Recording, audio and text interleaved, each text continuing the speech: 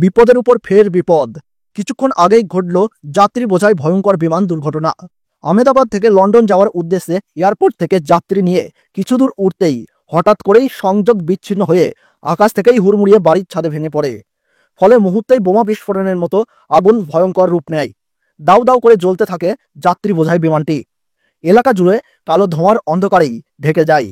Pilot সহ যাত্রী ও বিমান কর্তৃপক্ষের মোট লোক নিয়ে 250টার কাছাকাছি মানুষের সংখ্যা ছিল। অধিকাংশ লোকেরই মৃত্যু হয়েছে, তবে আহতদের অবস্থা খুবই আশঙ্কাজনক।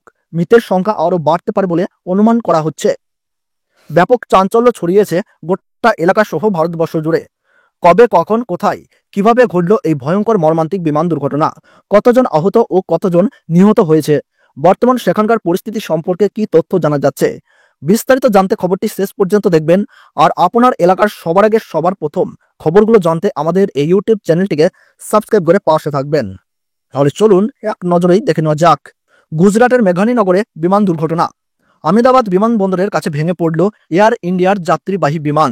দেশের অসামরিক বিমান পরিবহন নিয়ন্ত্রক সংস্থা জানিয়েছে বিমানটিতে মোট 242 জন ছিলেন। তাদের মধ্যে 232 জন যাত্রী এবং 10 জন ক্রু সদস্য। বিমানের মধ্যে পাইলটের নাম ক্যাপ্টেন সুমিত সবরওয়াল এবং ফার্স্ট অফিসার ক্লাইভ কুন্দর। এটি বোয়িং সংস্থার B787 ড্রিমলাইনার বিমান ছিল। এই ধরনের একটি বিমানে সর্বোচ্চ 290 থেকে 300 জন যাত্রী থাকতে পারে বলে জানা গিয়েছে।